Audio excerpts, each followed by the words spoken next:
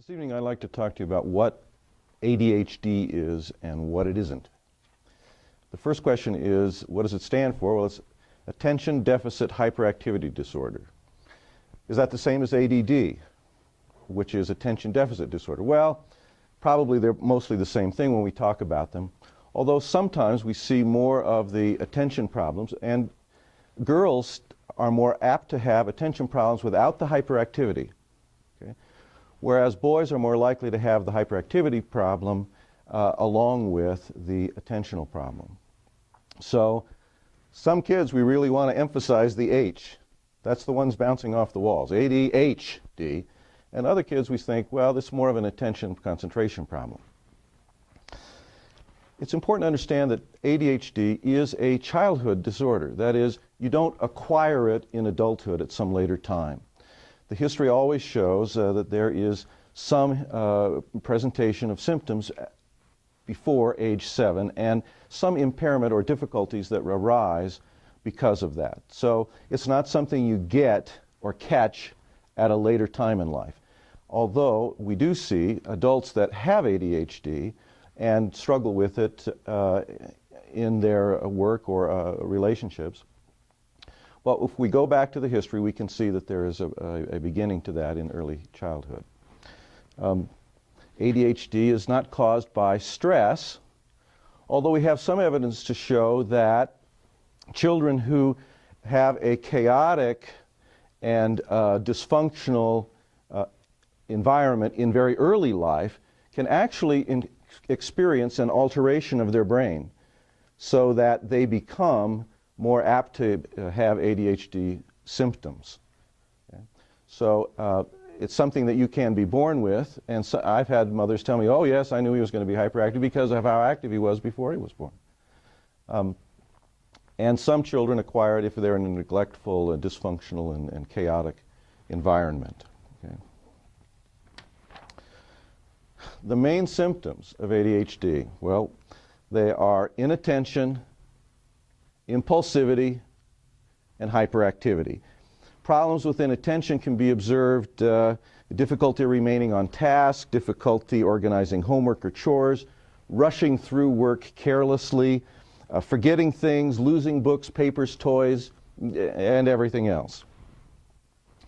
Impulsivity is characterized by problems with a difficulty waiting to take one's turn, difficulty following routine, grabbing things from others, speaking out of turn, beginning before receiving instructions, and interrupting others. There's just this pressure to react and to give in to impulse that seems overwhelming to the child.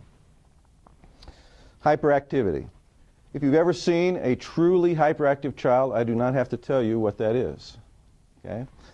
The child fidgets and squirms, cannot remain seated, climbs on things, makes a lot of noise, can't follow rules of a game, gets overexcited easily, runs everywhere except when you want him to hurry. Okay?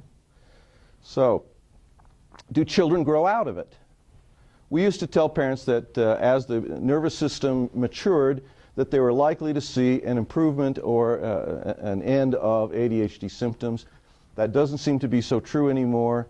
As we look carefully at adults who are diagnosed with ADHD in childhood, they tend to carry over many of those symptoms. They can work with them, and there's certainly many people with ADHD diagnoses who are very successful and do very well, but not because they don't have it anymore, but rather because they have learned to accommodate to the factors. And sometimes they make decisions like working outdoors or working in a situation where there's a lot of variety, when there's a lot of interaction, or a lot of creativity, because these children often are very creative if given the opportunity.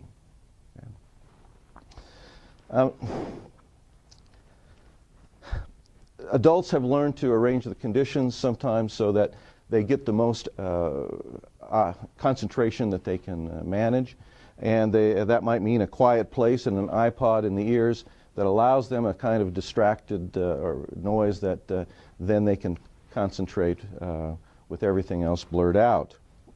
And many of them have learned that medication really is useful for success with this. Is medication always a good thing?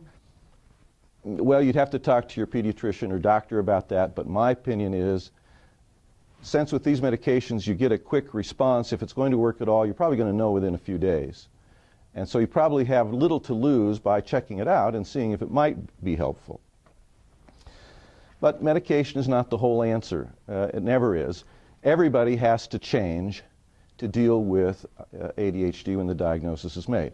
The doctor has to deal with it medically, as parents have to deal with it, and that means often providing a lot more structure and a lot more routine.